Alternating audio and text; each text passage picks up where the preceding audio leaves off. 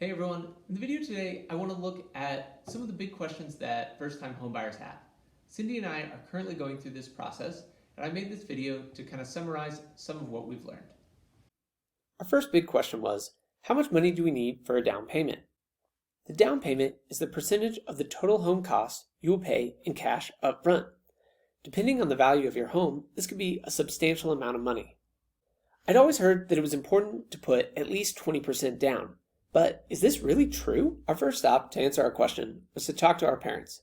They've had some success with real estate investing, and they explained that the traditional view is to put 20% down.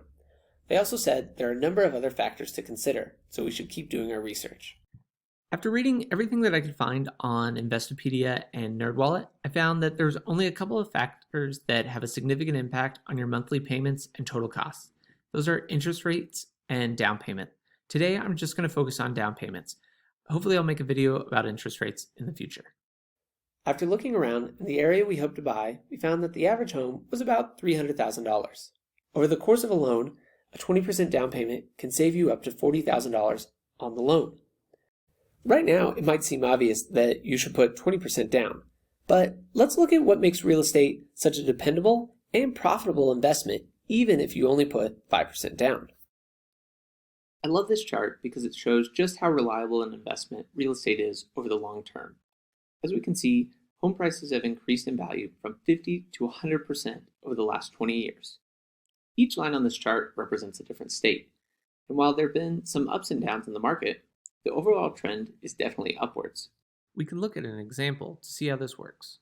Let's imagine I want to buy a house for $100,000. I put 5% down, so I have a loan of $95,000. After 20 years, let's imagine the house has increased in value and is now worth $150,000. This would be a 50% increase in value, which is about the national average. Additionally, I've been making payments on my loan, and so therefore I only owe about $50,000. If I chose to sell the house at this point, I would have $100,000 left over that I could use for other investments. So, no matter the size of your down payment, as long as your house is continuing to increase in value, which they have historically, your money is continuing to grow. Here are a few things to consider with a lower down payment though. The first is access to cash. This is a good thing. You'd have access to cash which you could use for renovations or potentially other investments. The other thing is you could buy your home sooner. If saving 20% for a down payment is the only thing standing in your way, it shouldn't. You should stop paying somebody else's mortgage and start putting money into your own pocket. There are some downsides though. First off, it is more expensive long term. Could be $40,000 over the course of your loan.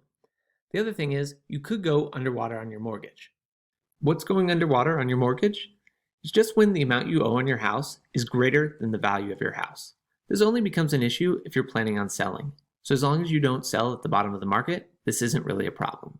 Here are some things to consider with a higher down payment. First, it's easier to get approved for your loan. Lenders like to see that you can put at least 20% down. Your monthly payments will also be a little bit lower. Most of this is from not having to pay PMI. And ultimately, it'll save you a bunch of money over the life of your mortgage. But the downside is you have less fluid capital. I hope to look into this more in one of my future videos. The big takeaways from this video are real estate has been historically a safe and reliable investment. Also, it's always better to be paying a mortgage than paying rent. If a 20% down payment is what's keeping you from buying a home, don't let it. If you like the content of this video, please let me know by hitting the like button below. Also, I'm still learning about all of this, so I'd love to see any comments, suggestions, or ideas you might have. Thanks.